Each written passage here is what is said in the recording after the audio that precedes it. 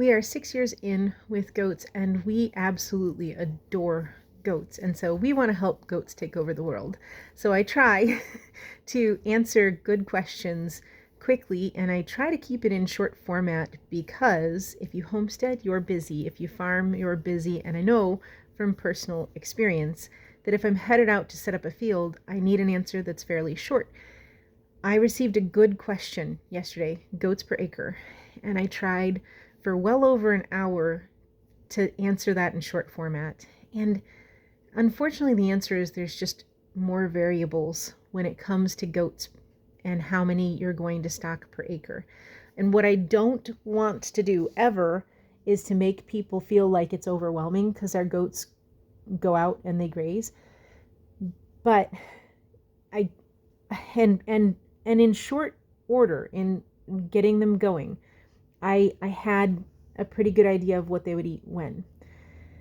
But there are simply more variables. So in this video, I'm going to lay out the number one difference, why it is so different than cattle and horses, and set up and start a series of shorts that hopefully per topic are quick.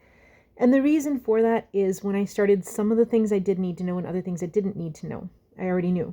So if I put them in short format, people can skip what they don't need and hopefully find answers to what they do need quickly, which I hope is as helpful as is possible.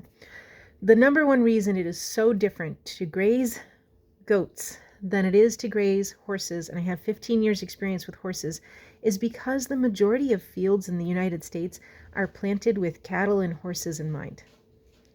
So it's fairly easy. I have grazed horses in 4 states, and I could still give a better answer to how many horses per acre after asking just a couple questions than I can to goats per acre, because with those fields planted out for their needs in mind, that is not what goats want. That is not what goats need. And so how rapidly they're going to take something down depends on the overgrowth. The volume of overgrowth, because they'll go for the seed heads of all kinds of grasses, but also what kind of weeds you actually have. And there's just not a short answer to that, unfortunately. So I will dive a bit more into each variable in each of the successive videos. Sorry.